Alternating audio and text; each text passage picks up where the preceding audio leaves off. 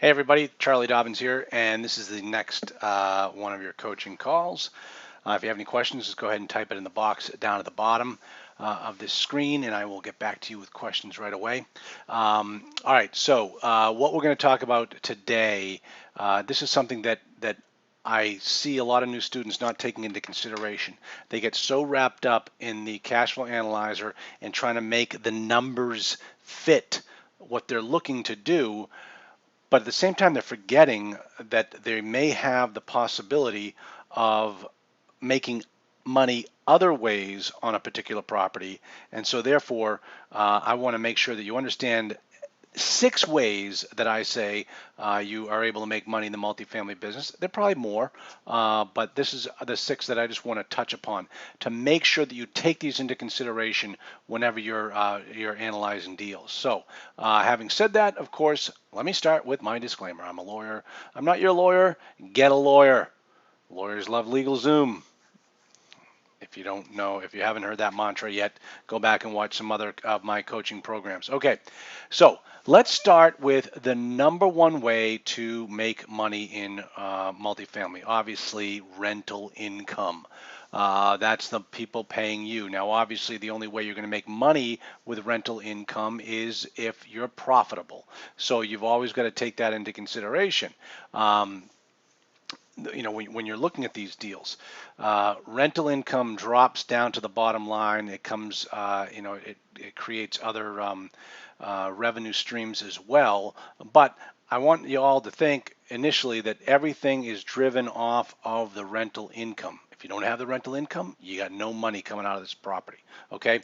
Now, where do you find this money? Now, this may seem like such a basic, generic question, but as we go through these 6 ways to make money, I'm going to remind you or refresh you or educate some of you as to where exactly am I going to make this money appear.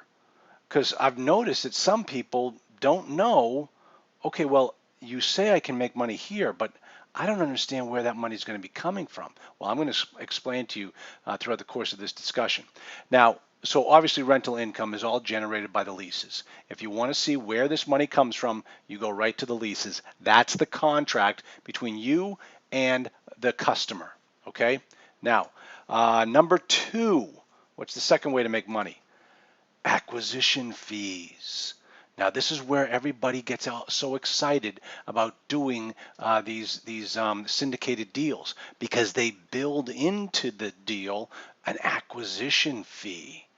Okay, well, where does it say I get an acquisition fee? Well, it is found in the offering memorandum. It's going to be seen. It's going to be drafted into the PPM and into the subscription agreement, but it is initially discussed and disclosed in the offering memorandum.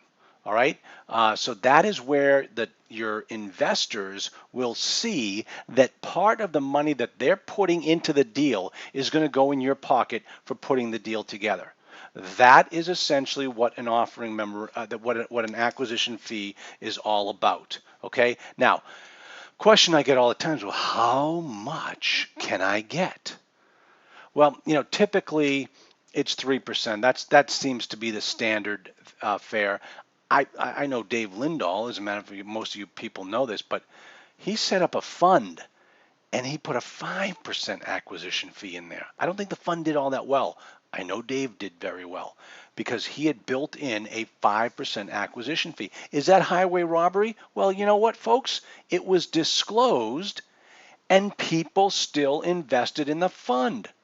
So people put money in the deal knowing that the top 5% off the top came out of their pockets and into Dave's hands. Okay, so how much is expected? Well, 3%.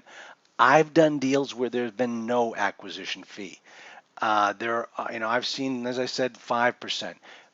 Pigs get fat, hogs get slaughtered. You want to take that into consideration, because you got to sit there in front of grandma and explain to her, yeah, grandma, I'm going to take, 5% because I'm putting this whole deal together. Now, let me explain something to you. I don't want anybody listening out there to think that you're not entitled to this money. To put a deal together, it takes a lot of work and a lot of time and a lot of risk. So you should be compensated for all of that. So don't be afraid or ashamed when you ask for this acquisition fee. You've earned it. Believe me, the professional money managers out there, they're making it. So why shouldn't you? Okay, now who pays for it?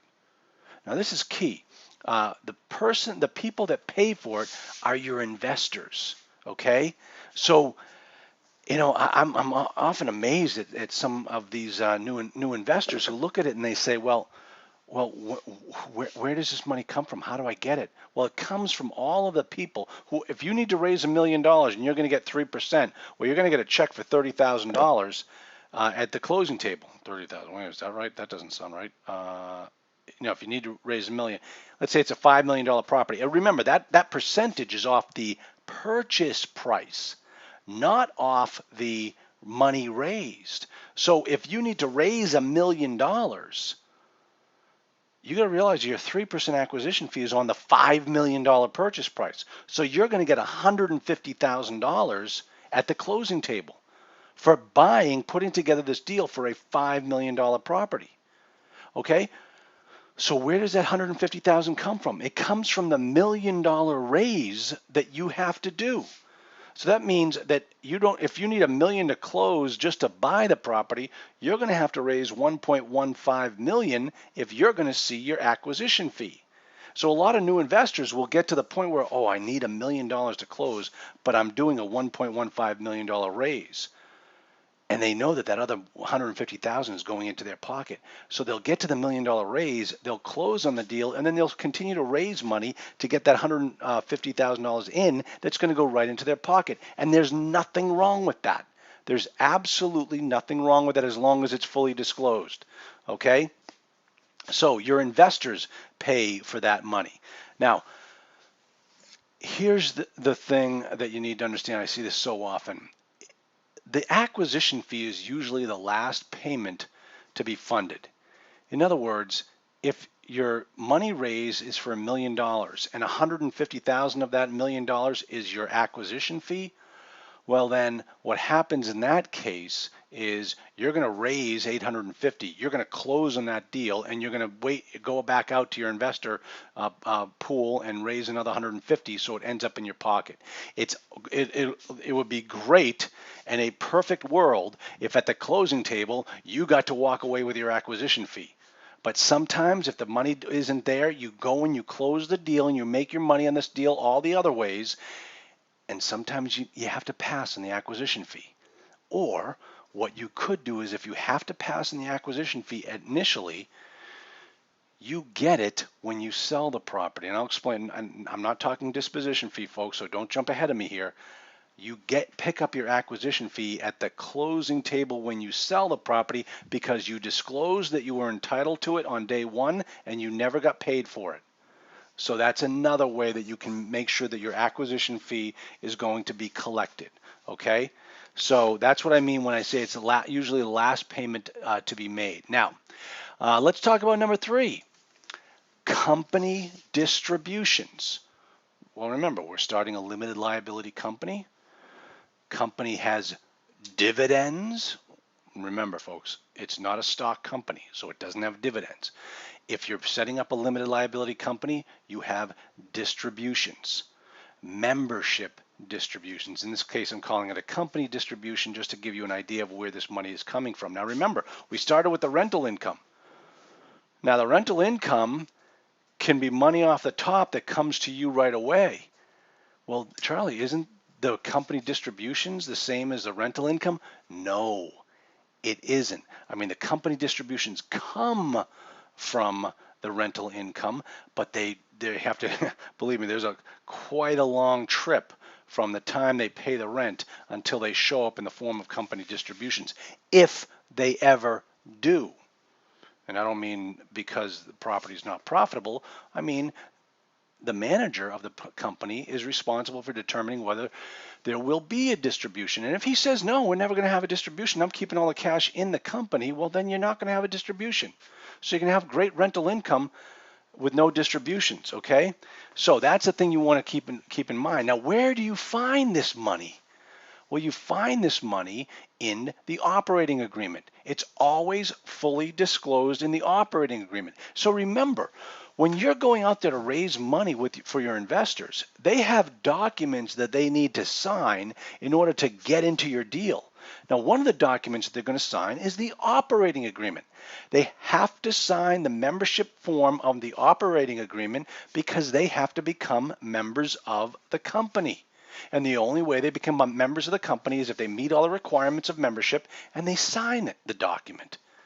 And so in that operating agreement, it's going to explain how distributions come about. That's where you find the explanation. And you as the sponsor, you as the manager, you determine, while that operating agreement is being written, you determine how the distributions are going to flow. Okay? Now, it might be, based upon your membership interest. You can have different classes of membership interest. I'm not going to get into this right here. If you've been watching all of my tapes and videos, you know we go into different depths of what the membership agreement means. But it also can be different for different classes. Class A gets a more of a distribution than Class B. We did this. It can be based upon, for instance, some of the investors sign personally. They're personal guarantors. They get more than somebody that doesn't have to sign personally. Okay? So there are different classes and different people.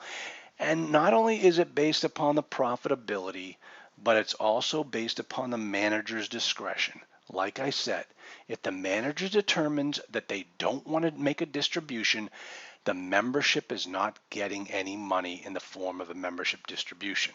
But this is another way you can make money. So when I show you the rental income at the beginning, that's the money off the top. It flows down and gets paid out in different forms. One of the ways that gets paid out is in the form of membership distribution. It's kind of like, the membership distribution is another way of saying profits, okay? Profits that the manager determines can be distributed. That's essentially what the membership distribution is. Okay, now, moving right along here, aren't we? Because now we are on number 4. Number 4, what's another way to make money in this business? Interest-only mortgages. Are you kidding me? Interest-only mortgages, you don't make any money on. In my opinion, an interest-only mortgage is a fool's deal. It is a fool's deal. I hate interest-only mortgages. I've got 6 ways to make money on the property. And if I go with an interest-only deal, I'm not making any money. Now I'm down to 5. And the property isn't profitable. Now I'm down to even less. So why would I ever choose an interest-only deal? I don't know, because here I am buying a 100-unit property. I have the opportunity for 100 people every single month to pay down the principal on what I borrowed.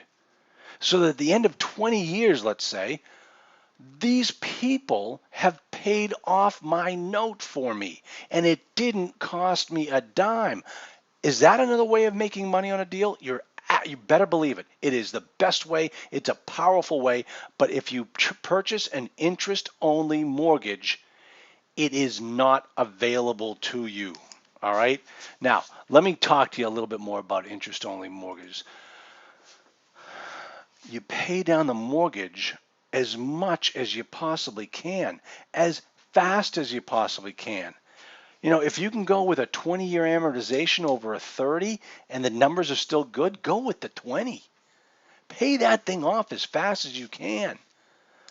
I mean, granted, if you purchase a 30, you still pay it down in the form of a 20 in the rate of a 20. But man, that 20-year, that's powerful stuff. Now, here's the problem, and this is what's bugging me of what I'm seeing going on in the marketplace right now.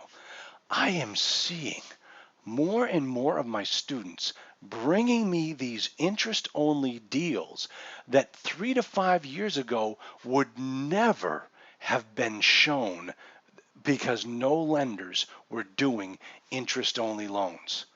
But for some reason, we are now back in the heyday of interest-only mortgages. Folks, I hate it.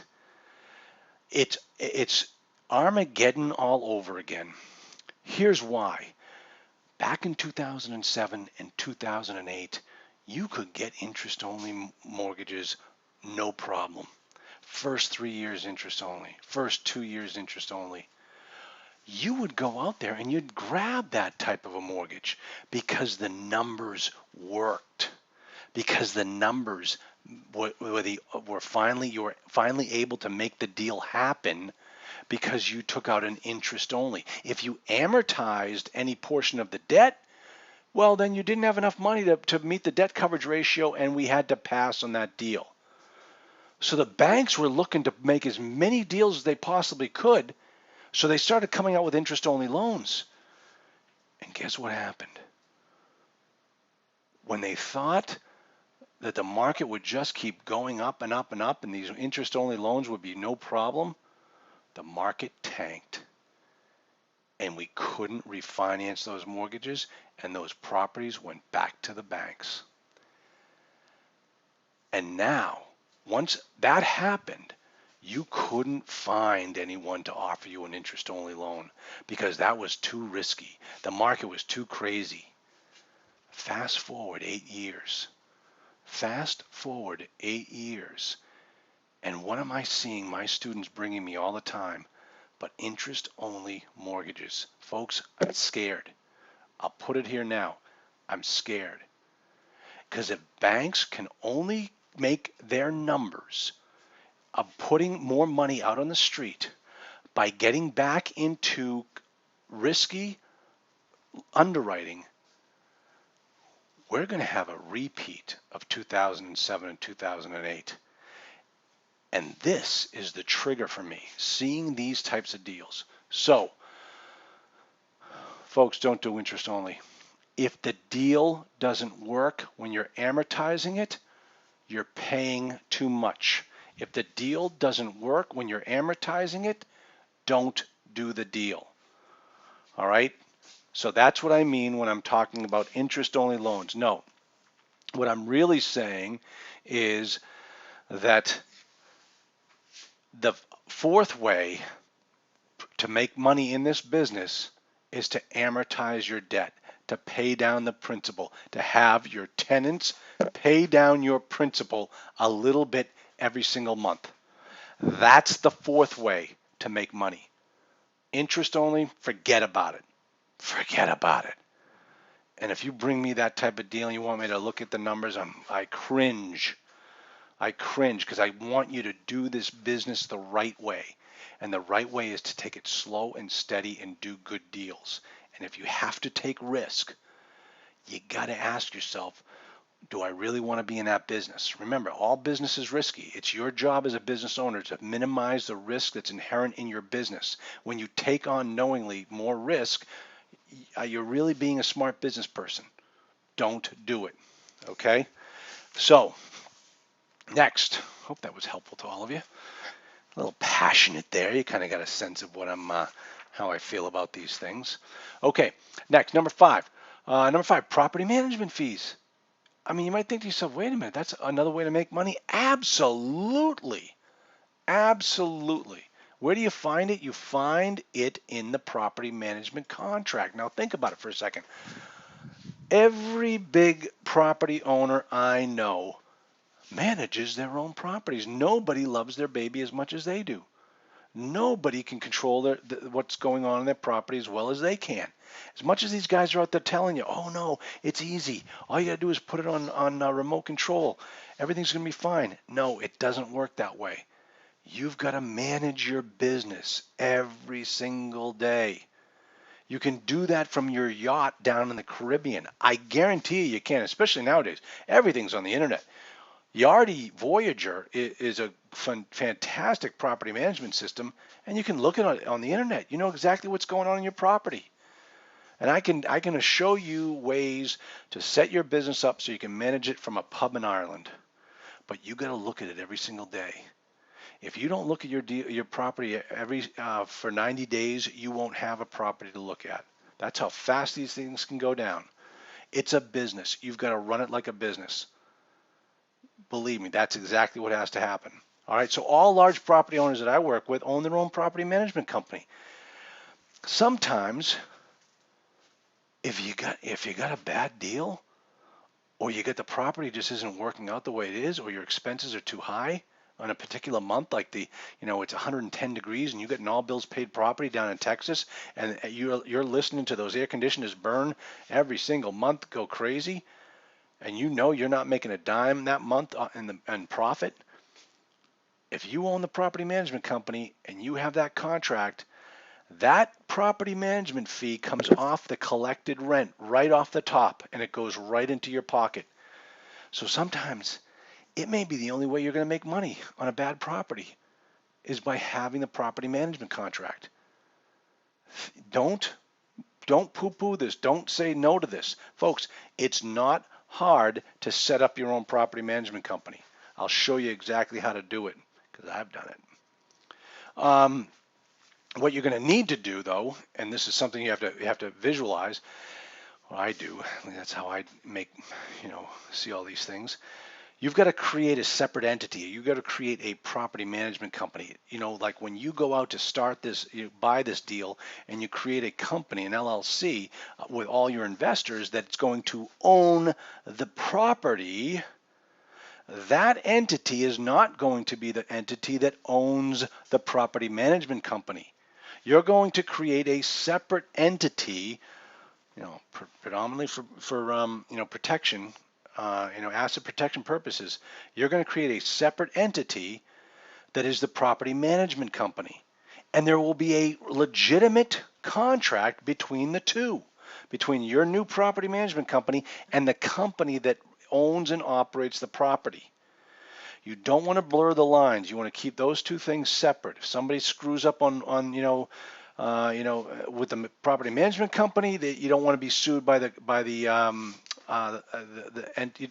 company that owns the property does not want to be sued for that and run any risk of liability. So I have a property management contract that I can put out there for you as a template. So you can have that. Let me know. For those of you listening to this video for the first time, you might need to send me an email so I make sure that I post it on the resources and archives section. But that's what you really want to do for this. So property management fees are a great way to make money in this business. Okay, now, last one, number 6. I kind of mentioned this before. Distribution fees. What? What's a distribution fee? I know what an acquisition fee is. Well, what's a distribution fee? Well, a distribution fee is the money you pay yourself when you go to sell the property. Well, Charlie, aren't I double dipping? No. Folks, you're business people. You need to be paid for your time and your efforts. To buy a property takes a lot of work. You've seen it because you've done it, and you asked to be paid for it in the form of an acquisition fee. Let me tell you something, and they don't teach you this in any of those guru courses.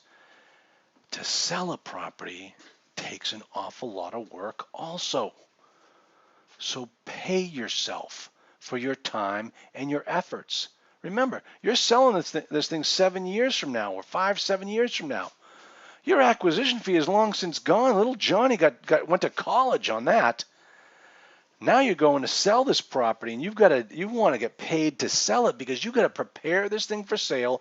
You've got to deal with all the potential buyers. You've got to put all the numbers together. You've got to show it. You've got to go through the closing. You've got to take everything. Listen, it's a lot of work to sell it. You should be paid for it. And that's typical. What do you get? Maybe the same 3% that you got when you're going in. Why not? It's the same amount of work. You find the distribution fee disclosure in the private placement memorandum. It clearly states that the sponsor of the plan is going to get a distribution fee on the sale of the asset. And this is how much it's going to be. You disclose it on this section in the PPM, And that's how that's how your investors know that they're paying you going in and they're paying you going out. And just like the property management fee, just like the property management fee where the money comes off the top, so does this. Nobody gets any distributions from the profits of the property until all the expenses of the property are paid. And one of them is your distribution fee. Think about it, folks. You might have to pay a realtor. Is the realtor going to wait to get paid until all the investors have received their money? Hell no. Well, why should you have to wait as well? Pay yourself. You've earned it. Okay? So that is the sixth way of making money on a multifamily deal. Okay? Now, as I said, it's got to be disclosed at the outset. Selling the property can be just as hard. See how I did this without even looking at my notes? I know this business so well, you got to get paid for your time. All right, that's it. Those are the 6 ways to make money in this business. There are probably more. I'm just hitting on the highlights. Now, if you have any questions about this, fill in the box at the bottom. I'll automatically get your question. And the other thing is, if you need to see any of these documents that I've mentioned or see where they are, ask for that information as well. I will make sure that that's all posted in the resources and archives section this week, and so you can always go back and take a look at it. But that's it, folks. That's it. When you're looking at a particular deal, take into consideration all of these things, and it may change your mind as to how to make this deal work. Now, I am going to put in one final footnote, one final disclaimer, and I'm going to say this. I didn't put it in here, but I'm going to say it right now. The worst reason I have ever seen for doing a deal is because you need that acquisition fee to live on. If that is the reason why you are doing a deal and raising private money is because you need that acquisition fee for income, that is the absolute wrong reason to be doing a deal. You do a deal because it's a good deal, because it's going to be a good investment for your portfolio. It's going to build your business. It's going to get you to the next level. You do not do a deal because you have to get that 3% in order to pay your mortgage next month. That is the absolute wrong reason to be doing a deal. So just keep that in mind, okay? All right, I hope this was helpful. As always, you all know how to get a hold of me. You can just send your questions to info@multifamilyinvestingacademy.com, and I will be more than happy to help you guys out, as I always do. All right, everybody, great talking with you, and we will chat again later. Signing off.